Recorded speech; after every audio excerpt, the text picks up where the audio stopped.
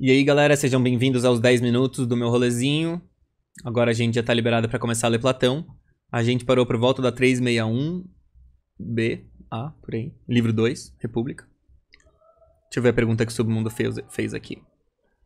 Há uma diferença entre Platão jovem e maduro sobre a questão da justiça? Olha, eu não sei te dizer isso como especialista, não é uma coisa que eu fui atrás. Mas eu suponho que ele tenha mudado um pouco. Aqui, isso de a concepção de justiça... Deixa eu ver como você formulou. Você formulou a questão da justiça. Com certeza tem mudanças. Mas aqui a galera fica perguntando qual é a definição, sabe? Alguma coisa assim. Daí eu não saberia dizer não, viu? Eu não sei se ele tem uma definição precisa em algum momento. Porque a minha impressão é de que, a República é o mais próximo que dá pra fazer dessa definição. Que nem no... Sabe no Douglas Adams, o Mochileiro das Galáxias, que a Terra é um programa pra calcular alguma coisa, entendeu? A resposta, ou aliás, a Terra acho que é a pergunta, né? Não é nem a resposta. Mas então, a República é a resposta. Só que é a República inteira, de algum jeito. Meio que por aí. LCC. Platinho, terminei de ler Enquiridion de Epiteto. Você acha que qualquer leitura até estoica deve ter um olhar crítico? Ah, mano, nem sei o que dizer sobre isso aí, viu? Deixa eu achar o ponto em que a gente tava. Eles estavam discutindo aquela história. É melhor ser justo ou injusto? É melhor a vida do justo ou a vida do injusto se a gente considerar essa vida em si mesma? Obviamente, a aparência de justo é top. É muito bom que as pessoas achem que você é justo. Mas, na verdade, é melhor que você... melhor de todas as opções, aparentemente. Essa é a opção da massa. E eles tentam defender essa posição bem, apesar dela ser feia. Então o cara até fala, acho que é o Glaucon, ou o Oddman, não sei. Fala, vou defender isso daqui, eu sei que é zoado, mas vamos tentar defender o máximo possível pelo debate pra ver. E aí eles estão pensando, qual é a melhor vida mais injusta. O cara mais injusto sempre sai impune e fica com fama de justo o tempo todo, tudo dá certo nesse sentido.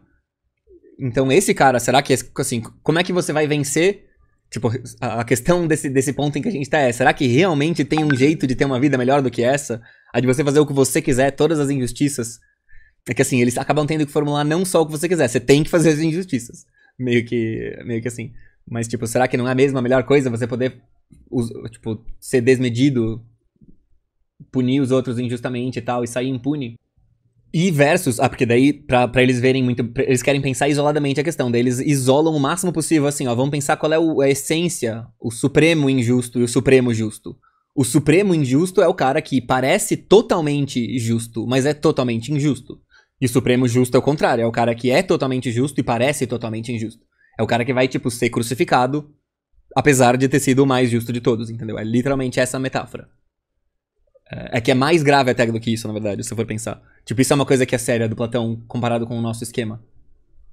Ele não, é como se ele não tivesse escatologia, não sei, você não engana Deus pra gente, né? Mas pra ele, você engana Deus. Então, na metáfora dele, o injusto, pelo menos lá no fim, no mito de Hera, o cara que realmente é o mais injusto de todos, ele escapa impune até do inferno. Porque é isso. E daí, o Platão vai tentar defender que mesmo assim, mesmo se o cara for justo a vida inteira e for parar no inferno, porque até Deus se enganou quanto a ele ser, até pros deuses, até pros juízes, ou quem quer que seja, na formulação do Platão, a tradução fala Deus. Um só. Nunca fui atrás de entender por que isso. Então, daí beleza. Daí eles estão criando essa figura pra eles pensarem a vida do cara. O justo perfeito, que é o cara que nunca faz nada errado, só é justo, mas tá sempre com a reputação da suprema injustiça. A galera acha que ele é o cara mais escroto. Ele reclama, quem que é? O Glaucon reclama que eles não discutiram o que mais tinha que discutir. E tem uma história de que o Glaucon é esse personagem nobre, que o Platão tava realmente querendo mostrar que o Glaucon é o cara... Ele é a elite da juventude da Grécia. O cara que realmente se importa com a verdade por ela mesma. Tanto que ele defende o lado injusto pra tentar chegar mesmo, na verdade. É aí que ele mostra...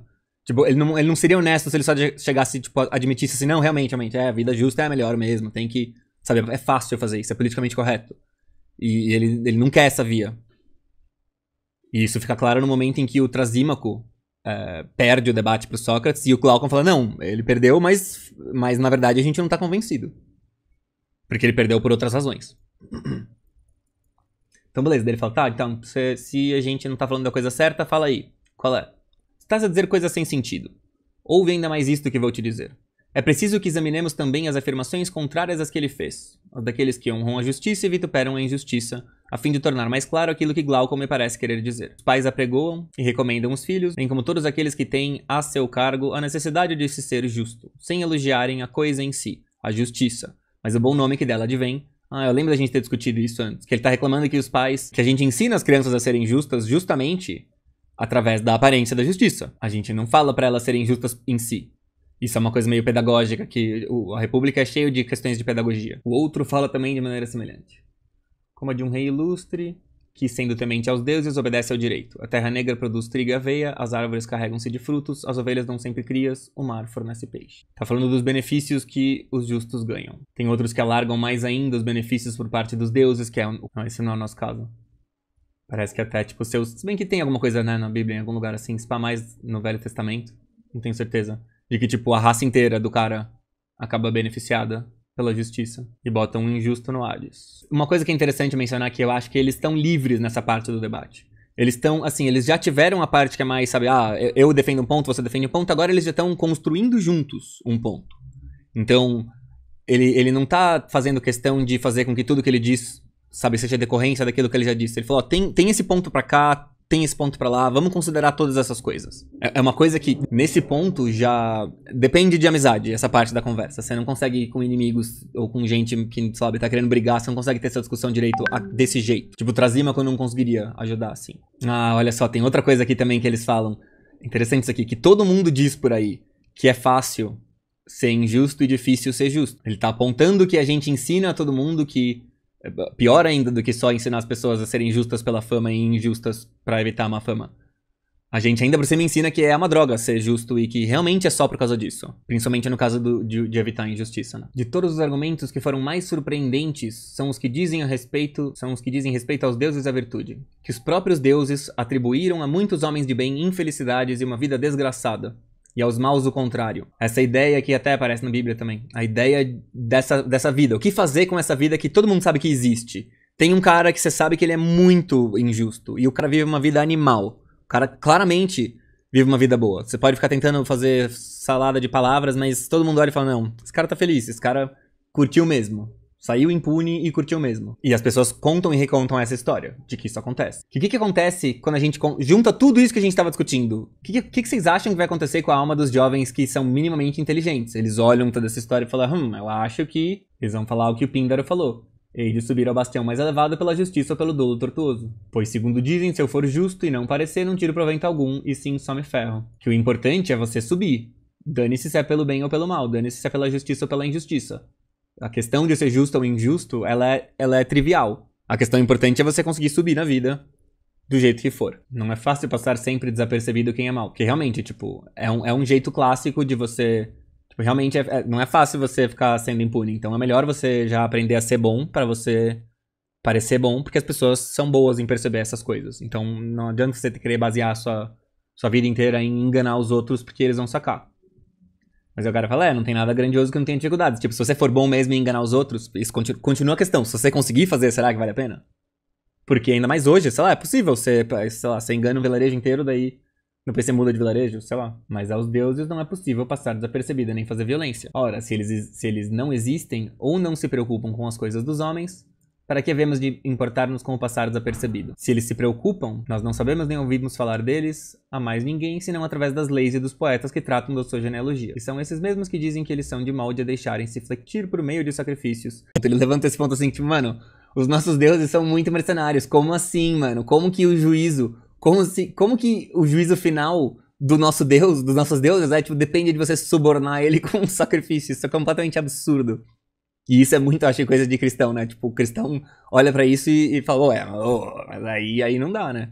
Tipo, que se funciona assim, é o esquema da indulgência, basicamente, né? Tipo, se realmente, da indulgência não do que realmente foi, mas da fama que ficou, pelo menos que eu saiba, não era bem assim que funcionava, mas eu não manjo. Que, tipo, o melhor jeito de fazer a sua vida é você faz a merda que você quiser e daí depois você suborna os deuses. Tipo, esse é o esquema. É assim que funciona a vida feliz, senão você vai ter mau trabalho à toa. Tipo, isso daqui é tudo, basicamente, eles estão defendendo e formulando melhor... O que daria pra dizer que é a definição senso comum de felicidade, o jeito, a definição, não definição, o jeito senso comum secular de encarar como que você deve viver a vida. Qual é o melhor jeito de viver? Que, assim, Eles estão exagerando, mas meio que tipo... É você não se importar tanto assim se você ferra os outros, sabe? Desde que não seja muito grave. Tem graus diferentes disso. Fica pensando nas discussões que teve umas vezes no nosso grupo. De tipo a história de beneficiar o Estado. Você participar de qualquer jeito. Tipo, ser funcionário público é imoral. Tipo, são os níveis, sabe? O nível de você, sabe? Você é a favor de defender... Um nível seria assim, você defender que deve existir funcionário público pra que o cargo exista, pra que você se beneficie desse cargo. Isso é um nível. Outro nível é, não, eu não fiz nada, não posso impedir que exista, mas eu posso prestar prova e participar. E daí tem gente que vai defender, não, isso daí já tá contribuindo e você é câncer, você tem que morrer.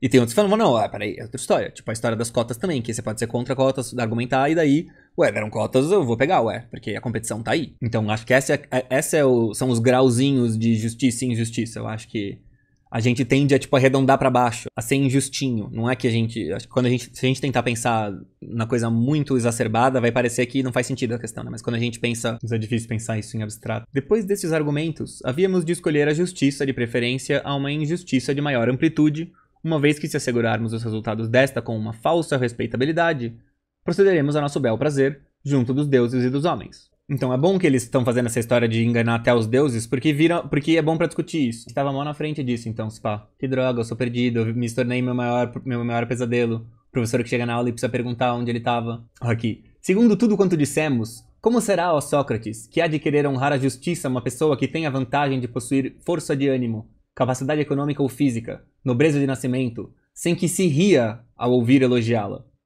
A história do justiça é coisa de otário. A gente ainda não tá convencido de que justiça não é coisa de otário. Aí eles estão discutindo essa história de que, seria melhor ensinar as pessoas de um jeito diferente, né? Porque daí seria bem mais prático.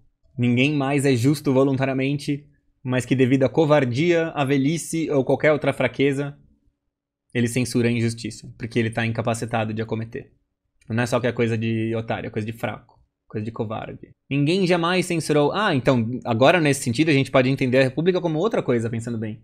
Que, tipo, o objetivo de toda essa história é fazer o que ninguém nunca fez antes, que é louvar a justiça por si mesma. E pra isso ele precisa construir o Estado e fazer todas essas coisas. Então não é uma utopia ou coisa assim, é, na verdade, uma ode à justiça por si mesma, independentemente dos benefícios que ela pode trazer, quanto ao que são cada uma em si e o efeito que produzem pela sua virtude própria, pelo fato de se encontrarem na alma do seu possuidor, ocultas a homens e deuses. Exalta na justiça, então, o que ela tem de vantajoso por si mesma para quem a possui. E na injustiça, o que ela tem de prejudicial, deixando a outros o cuidado de elogiar os ganhos da reputação. Formula de outra forma aqui. A justiça vale mais do que a injustiça, pelos efeitos que cada uma produz por si mesma em quem a possui. Quer passe desapercebida a deuses e homens, quer não. Uma é um bem e outra é um mal. Essa é a tese. Tenho receio que seja impiedade, que atacando-se a justiça, na minha presença, eu não a defenda. Nem lhe acudo enquanto puder respirar e for capaz de falar. Isso aqui é um ótimo ponto pra, tipo, por que a gente fica tendo umas discussões infindáveis com quem tá falando merda na internet? Porque, tipo, você tá vendo a pessoa falar injustiça, você não pode ficar quieto, você precisa ir lá e retificar o que ela falou. Isso daqui acho que é importante, hein? A pesquisa que a gente vai fazer não é fácil, ela exige a cuidado de visão, a gente não é especialista. A gente deve conduzir a investigação da mesma forma que faríamos se alguém mandasse ler de longe letras pequenas a pessoas de vista fraca. Então, alguma delas desse conta de que existiam as mesmas letras em qualquer outra parte, em tamanho maior, e numa escala mais ampla. Olha, isso, velho, isso aqui é o que é a República. Por que a gente vai falar de estados? Porque a pessoa é pequenininha. Daí a gente vai ver o efeito da justiça no estado, que é enorme, um monte de pessoas, para entender como funciona na mini escala. A pessoa é o estado em miniatura. Então ele tá fazendo um estado que é uma pessoa em larga escala, na verdade. Essa é a questão. O estado é uma metáfora para uma pessoa, nesse livro. Pelo menos é o que eu interpreto do que tá sendo dito aqui, ó. Diremos que a justiça é de um só indivíduo ou que também é de toda a cidade? Tipo, realmente, é estranho falar em... Boa noite, Lucas. É estranho falar em justiça com uma pessoa só, né? Não tem também como ser justo sozinho. Você precisa pôr mais gente na história pra você entender o efeito da justiça no cara em si mesmo, porque ele nem tem como fazer justiça ou injustiça sem outra pessoa por perto. E ele quer ver o efeito de fazer injustiça. Ele quer olhar pro cara fazendo injustiça e ver, tipo, olha, esse cara aqui ficou pior na situação. A justiça é de toda a cidade, beleza. A cidade é maior que o indivíduo, é maior. Portanto, talvez exista uma justiça numa escala mais ampla e mais fácil de aprender. A cidade tem sua origem, segundo eu creio, no fato de que nós não somos autossuficientes. Essa é a cidade. Pessoas que têm necessidades e ajudam umas das outras nisso. Beleza. Se você tá numa cidade é porque você acha que é melhor tá do que não tá. Então o ponto é que são as nossas necessidades que fundam a cidade. Tipo, sem necessidade não há cidade. Então, alimentos, beleza. Primeira e maior necessidade. Depois é habitação e roupas. Então, a cidade mínima é 4 ou 5 homens. Aí eles estão falando aqui da divisão do trabalho. Que, na verdade, a fundação da cidade é a divisão do trabalho. Cada um faz uma coisa e, tipo, troca pelo que o outro fez. Esse é o ideal aqui. Cada um faz a sua coisa, troca e fica e deixa os outros em paz. Um ideal meio ANCAPs aqui, o esquema. Eles estão, tipo, tentando formar uma cidade hipoteticamente... Hipotética não, né? Tipo, tentando imaginar uma cidade para eles começarem a pensar essa questão da justiça entre os membros da cidade. É isso que tava me pegando. Tipo, eles estão falando como se fosse natural surgir tudo isso, automaticamente. Então, pô, mas eles sabem que existe Esparta. Mas, de fato, segundo conta a lenda, Esparta era uma cidade normal, com dinheiro e tudo mais. E daí eles fizeram uma revolução e baniram a revolução do Licurgo. Ninguém sabe exatamente o que aconteceu, né? Ninguém nem sabe se o tal do Licurgo existiu. Mas trocaram a Constituição, baniram o dinheiro e tudo mais. Então tem que ter um monte de gente. Naturalmente a cidade vai crescendo porque ela precisa. Aquilo que faz a cidade surgir, faz a cidade crescer. Porque a cidade surge por necessidade e as necessidades são muitas e se multiplicam e aí vai dando nisso. Ainda alguns outros servidores, segundo julgo, que pelo seu intelecto não seriam muito dignos de serem admitidos na nossa comunidade, mas são possuidores de uma força física suficiente para trabalhos pesados. Isso é nós, tá ligado? Isso é o assalariado. Vendem sua utilidade da força e como chamam seu preço ou salário, designam-se, julgo eu, por assalariados. São um complemento da cidade. A cidade já aumentou até ficar completa? Talvez. Eles vão fazer essa cidade e depois eles vão fazendo outra. Então vamos ver onde é que vai ter a justiça e a injustiça. Tem que ser nas transações que eles fazem uns com os outros. Não estamos apenas a examinar, ao que parece, a origem da cidade, mas uma cidade de luxo. Talvez efetivamente, ao estudarmos uma cidade dessas, depressa podemos descobrir de onde surgem nas cidades a justiça e a injustiça. Olha lá, farpas. A verdadeira cidade parece-me ser aquela que descrevemos como uma coisa sã. Mas se quiserdes, observemos também aqui a esta enxada de humores. Nada o impede. Então temos que tornar a cidade maior. A galera para fazer utensílios femininos, mais servidores. Então aí o cara já tipo mais farpas aqui, né? Você tá vendo que nem uns degenerados vai precisar de mais médico. E a região que então fora suficiente para alimentar a população de outrora, de que bastante era, se tornará exígua. E o que a gente faz? Guerra. Precisa de uma cidade ainda maior, com um exército e tudo mais.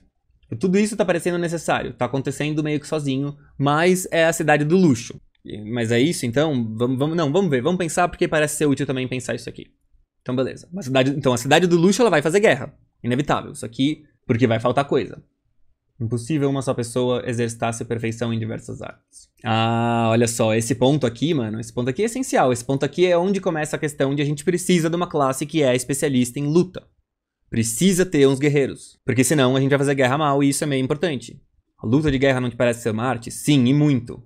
Devemos então preocupar-nos mais com a arte do sapateiro do que com a guerra? De modo algum.